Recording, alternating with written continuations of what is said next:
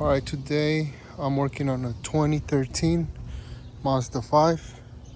The problem is that this radiator filler neck broke from right there.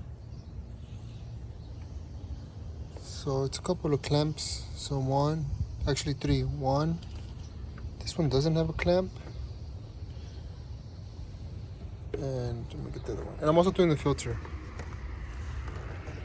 Here goes the part number for the filter. And here goes a replacement part that goes like this. So this part broke on the old one.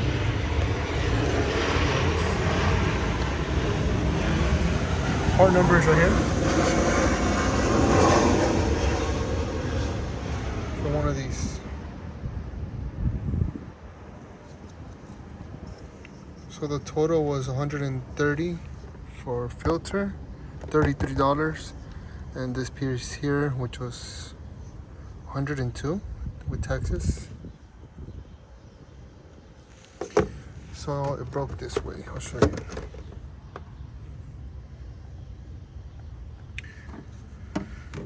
So I was doing the air filter. This hose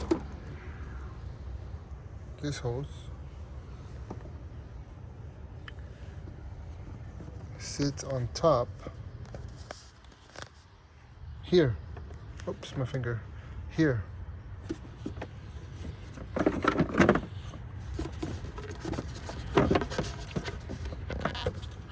Like so. I keep putting my finger in the way. So it sits there, and this is connected here. So as I went and removed this, all this here, the hose, okay. So I went and removed all this. When it came to this part that's connected to the throttle body, I went to lift it upward, and I bent this up, causing it to break off. But I think it was already leaking. Look, see that residue? Yeah, my wife had told me that she had smelled sweet, so I guess it was already leaking a little bit. So when I went ahead and lift this up, it went upward and it threw coolant everywhere. But luckily I was at home. But as you can see, it's really, really old now.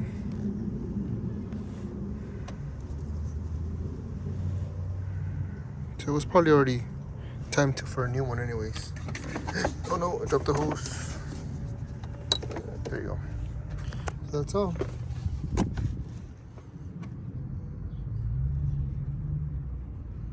So for the swap, I'm just gonna remove this one here, the bottom one, which is already off, and then the side one, which is here.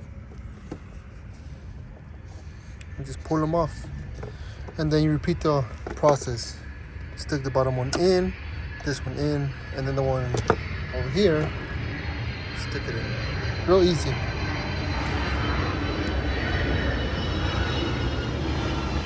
For the air filter,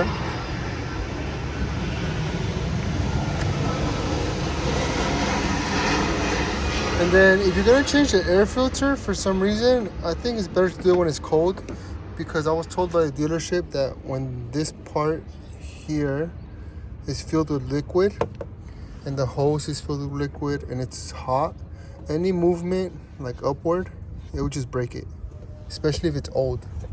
The new one, maybe not, because it's still good, right?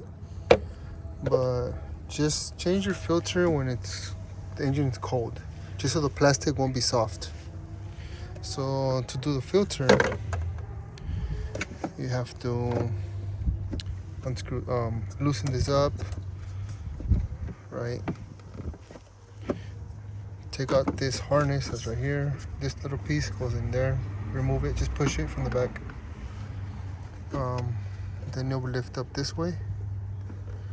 And then these two screws you have to remove, 1 and 2. So this will come off. Then you gotta unscrew this, make it loose, and then take out this from right here. Then it should all pop out like that. Then it gives you plenty of room to work with. that. So what happened with me was that I